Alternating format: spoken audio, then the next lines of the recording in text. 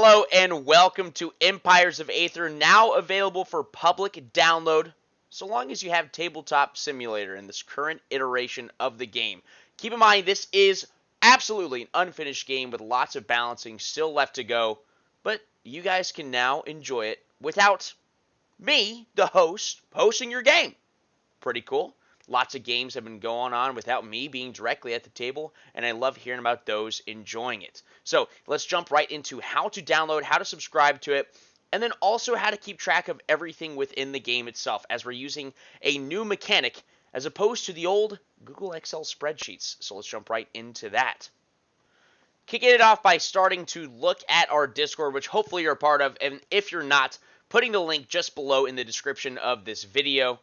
So please check that out and follow along and join the conversation on where this game is headed, as we are destined for greatness, destined for the top. But either way, we see our tabs over here on the side, and of course, general discussion, game discussion, suggestions, but virtual download and how-to is what you're going for here. This is a locked server in which I'm the only one who's able to post in it because we just want it to be only the instructions. And what it's going to first link you to is the Steam Workshop file that is attached to, and I'll show you that here in just a moment. But in addition, we show you a couple of other things in here as well. The most up-to-date rules, if you're not completely familiar with the game, located right here as well. And if you don't already have access to Tabletop Simulator and aren't willing to pay the full price of $20, it goes on sale all the time on Steam for either $10 or $5, depending on the time of the year. If you're open to third-party sites, lots and lots of people have purchased it for as little as $4 on this link right here, G2A. So feel free to check that out. I've bought lots of copies from this link myself, so giving it my endorsement, but totally up to you on whether or not you'd like to acquiesce it that way. But either way, let's show you the Steam Workshop file, because you'll click on this link right here, which will pull up your Steam. And it will connect you to this page right here. And all you have to do is right here, where for you it's going to say subscribe. All you got to do is click it. The moment that you click that, it's going to automatically start to download, to the point that the next time you open your Tabletop Simulator and hit load, it's going to be right there. Very, very easy. And I'll show you what it looks like as we jump into the file. And of course, here we are at the main menu of Tabletop Simulator, and this is what it's going to look like just for you. Just after you subscribe to the file and give it a chance to download. Might need to reboot Tabletop Simulator if you already had it open upon doing so. But here we go. We're going to go to create, single player, multiplayer, whatever you're rocking right here. Let's just hit single player. And then what you'll see right here is you'll go into these tabs that you see every time you boot up any game, where you could load your own files. But under the workshop row, you're going to see Aether right there. Take a click. And it's going to take a second. Lots of items on the board here, so it might take you a minute or two. But of course, it's going to boot up all there for you. Getting all these different custom pieces looped in here for you. And remember, this is the first edition of this. There's already lots of things that I want to change about it. And so what is probably going to happen several times as we're refining this and honing this product is we're going to be removing the file that's on Steam, posting a new one for people to re-download, and then people can delete whatever the old files are. But here we are at our table. And the new features of this table are very, very, very cool. We have trackers that are, I'm not really sure what to call them, custom scripted pieces, but I don't think scripting is the right word for it. But either way, these are ways for everyone to track their own resources and battle stats. You can see that they're all labeled here. And I'll show you how to use those in just a second. But the other features of the table, we've already got your board pre-laid out for you, but you are more than welcome to make your own custom board. The only thing that I recommend that you do is lock any piece that you put down. The board is locked by default whenever you come in, so me interacting with it like so doesn't doing anything. But if you hold the left Alt button and drag it, then you can actually right-click on any piece, and you can unlock it to where you could drag the board away. And I'll show you why that might be useful for you here in just a second. Because what if you're not playing with 4 players, which of course is the default version of the game. But what I did over here is made a 3-player board already for you as well. So if you only have 3 willing to play with you at any given time, toss away that 4-player board and just throw the 3-player one right here in the middle. And all of our elements are up to date as much as possible. There's a few balancing changes that will need to be made as we've played, several games since this has come out. And so, like we said, this is a work in progress. Lots of things are going to be changed. And there's a couple mistakes on here that I have found along the way. But some other helpful resources you're going to find is you're going to find the prices of everything and some standard rules on this little sheet of paper over here. But also, if you tap that notebook at the top of your screen, for anyone that's new, quick access to all of the prices as you're getting accustomed to those numbers, which usually takes, just a few turns of a game to get there. But all the basic rules, including the bosses on this given board, are there present for you, and it tells you what their effects are. So all the elements are located around the board. The landmark tiles are already positioned for you. The star tile positions are already positioned for you, along with the decks over here in the bottom left corner of the board. Just shuffle that up before you play, and then any other accompanying pieces, cards that you'll need are down there as well, including the Aether element off to the far left-hand side of the board.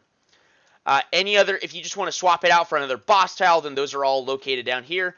And any event that procs some new tile being placed into the game, you've got one copy of each of the standard tiles right down here. Feel free to grab it, clone it, whatever you got to do.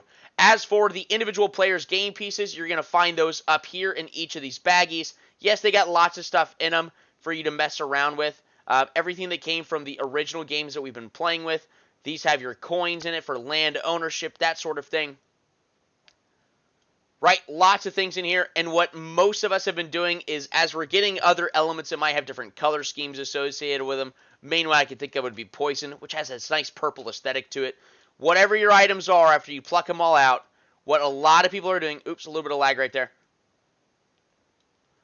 right, drag it all over, change that color up to whatever your vibe is for the day. And I really, really like the customization that's there too. Feel free to import any of your custom pieces that you might have, import from the Steam Workshop as well, because we've been having a lot of fun with that as well. And I hope to incorporate our own custom pieces in later editions of the game. Absolutely. So now let's show you what these trackers are and how they work. So what we've also put on the board are live number trackers. Food on the left, BM on the right for building materials, of course. So for people to show what your numbers are as live as possible. Keep them as up-to-date as possible as you're going through the motions, but of course you don't have to update them after every single play that you're making. But one of those links that's in that Discord, let me pull that back up right here, this Google Drive folder right here. We're going to click on that, and that's going to bring you to this page right here. When you click on this, it is simply going to be a view copy. You cannot actually edit this copy, but let's say you're going to be playing Air, and it's going to look kind of scary, perhaps, at first. It's just a bunch of basic algebraic equations, so to speak. You don't have to do any math whatsoever, and so if you've got someone who's playing Air, because I obviously clicked on the Air document here, well, what you're going to do, net food, this is how they're going to calculate their food. Just highlight that, copy that, and then we're going to go into our tabletop simulator, and then how all of these cards are organized is net food, net BM, and then battle down below. And all you got to do is copy and paste that, and then you are done. I am learning how to script these various grids on the table so that we can actually program it to where if I enter a lake tile that is in a certain grid on the table, that it will automatically be programmed into the resources. But that is a work in progress. That's something that's brand new for me, but I'm hoping to get that done as quick as possible. And if I get outside expertise on that, so be it. We'll go through a simulated turn here in just a second to showcase how this works. And so just want to show you how easy this is, just me flicking between a couple of these tabs, right? And keep in mind, as long as everyone is, not completely technologically illiterate, they can just be setting this up themselves. And all it does is it takes a whopping, in total without me talking, total of 10 seconds to do this. So I think super user-friendly for all of us. And a lot of people have been having a really good time with this. And like I said, you do not have to do any of the math whatsoever. It will track it all for you with just a few simple steps. And I'll show you that here in just a second. The other thing to comment, this is a larger table than what is by default in Tabletop Simulator. This is some mod that I pulled off the workshop as well. And for that reason, it feels like the physics are a little bit different. Namely, I saw it highlighted here just a second ago. Some things are falling through the table. And so if you think something has vanished from you, just kind of hover your mouse around that area where you last saw it, and it might be hiding beneath the table. So just be careful of that. It's not happening too often, but I've noticed it a few times here and there. But yeah, all in all, I would just delete anything that you're not using to get it out of the way. You should have plenty of real estate for all your players. That was an issue we were running to at the last iteration of the game, where people were just running out of space. And now with this massive table, not going to be an issue for you. And so let me go through a turn one. We already had the air copy and pasted, and so let's go ahead and get these guys out of the way. And let's get air down here. We don't need to use any abilities or anything while we're doing this. We'll just go purely hypothetical here, just to show you how easy this is to set up. Right? Standard turn one with just 10 resources. And we'll use these purple pieces that we just built for ourselves. Bring my little soldier over here because we're going to need him. What I also noticed about the physics of the game, to comment further on that, is when you're going top down, bird's eye view, so to speak, everything goes exactly where your mouse is. But if I rotate the camera down, once again, something to do with the physics. Look, that little, it's not following my hand exactly. And it has something to do with how big the table is. But top down, it seems to go very, very well for you. So let me get all these pieces out, and then we'll change the color to nice air colors here. Get a good air color here. Right, let's give it a nice yellow tint here. Okay. Coins, why not? And this is what I encourage a lot of people to do right at the beginning of the game. Is just get your theme going. Right, get all the coins that I'm going to need. And then, just to save time for later, just clone a few of each piece. Right? Everything is labeled for you. Your barracks, your resource buildings, all that jazz. Your soldiers, your general. Feel free to customize those as you see fit, because there's lots of available custom pieces out there, fantasy pieces. And yeah, that's what we'll go with on there. And so we've got our advantage deck right here. And so if I'm kicking it off with turn one, then I'm going to draw a card in here. Change myself to the administrator color. Shaboom. What's cool about these hand features, if you haven't used this program that much, is whatever color you are. I'm currently in the administrator color, so I can see everything. But if I'm not in the red hand, then I can't actually see what this player is holding, which is very, very cool, I think. Ta-da! Let's go ahead and showcase what it looks like to do an opening turn, perhaps a couple of turns, just show you how easy it is to utilize these trackers. And like we said before, you see all these different equations, and if this isn't zoomed in enough for you, or you'd like it to be a little bit closer, then feel free to grab this blue section of the card, as that's what the actual item is, and throw that up here on the table. Totally up to you, though. I personally find it to be plenty of space down here, but of course, more than welcome to customize it as you see fit. Once again, we have our food on top, BM in the middle, and any combat going to be down here at the bottom.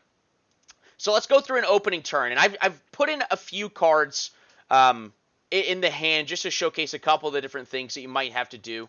But anyways, a standard opening turn might be, I own a field, I own a lake. Or I own a field, I own a desert, right?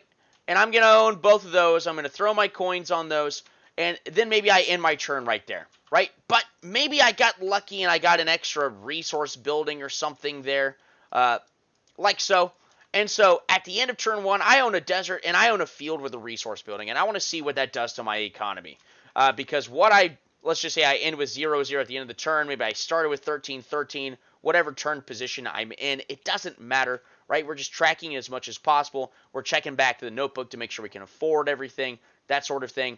But down here, when we're updating our charts, you'll see how everything begins. Everything begins by default with someone owning a capital tile, because that's how everyone starts. And capitals generate 3 food and 3 building materials for you. Hence why in the bottom right, you're going to see what you are netting per turn. So everyone by default should start with 3 and 3.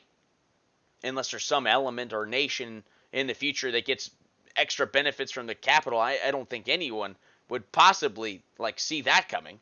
There's definitely not an element coming soon in production that could possibly manipulate stuff. But no, that's ludicrous. Absolutely ludicrous. But anyways, you'll see different headings at the top here. And notice when I click, the first thing that happens when I click onto this document is that it highlights the whole thing. And be very, very careful with that. Because if you go right away to typing, it's going to delete everything on there. And it's just going to go and put in whatever you're typing at the top.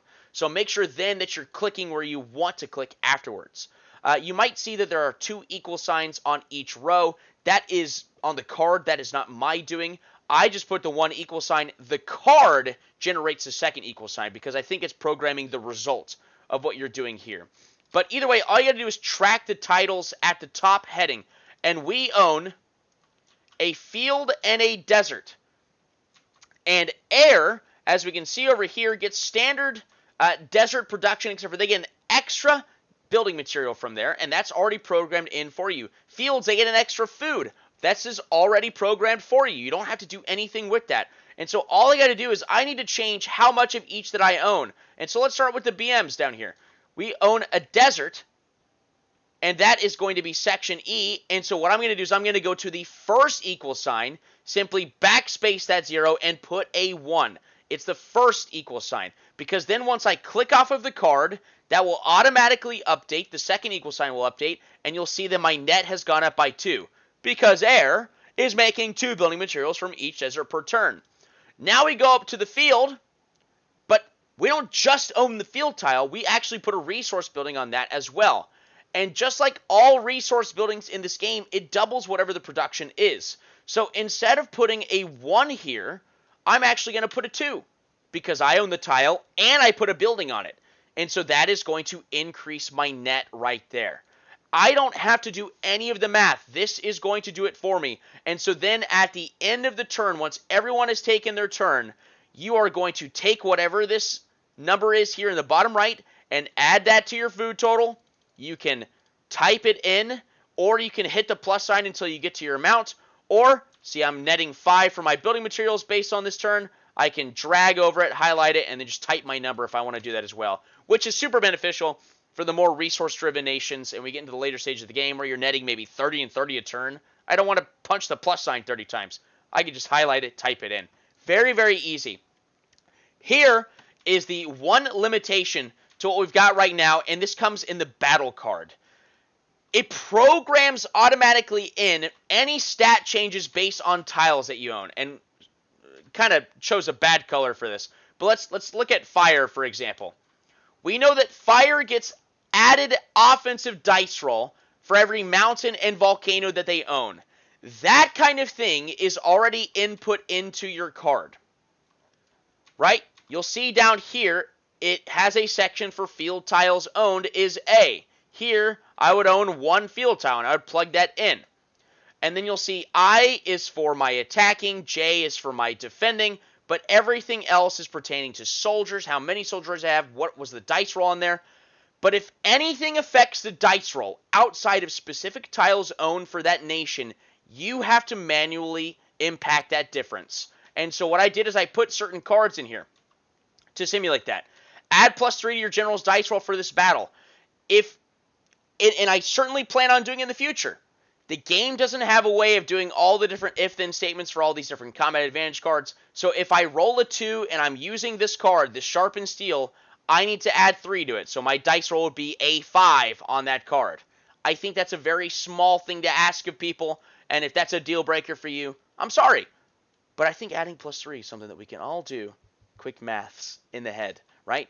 And stuff like escalated aggression, your units add +2 to their dice roll. If your soldiers roll a 4, well, just make it a 6. And then if you have, you're still playing air and you plug in the fields accurately, it's going to make those changes accurately for you as well. And so I like this a lot.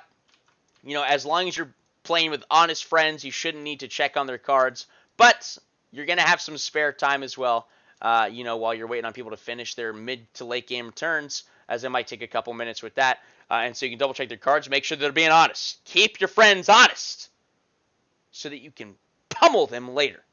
And that is Empires of Aether. I do hope that you guys will enjoy this, on your own. And I hope that you'll be playing it as often as you can with your friends, provided you guys are into this. And I hope that you're plugging in all of those interactions and enjoyment with this game onto our Discord. Yeah. I hope you get involved in the Discord. And what we will be doing here very, very shortly is we will actually be live broadcasting a lot of these matches on my Twitch stream, which is actually a different account that I will also link down below in this video. That is twitch.tv/CaptainManhood.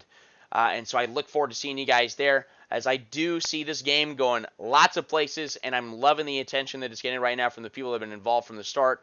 because it's really turned into something special. So thank you guys. Thank you for the support, everything so far. And we're going to keep on chugging. We're going to keep on chugging until we're at the top. And then we're going to keep on chugging some more. So see you soon.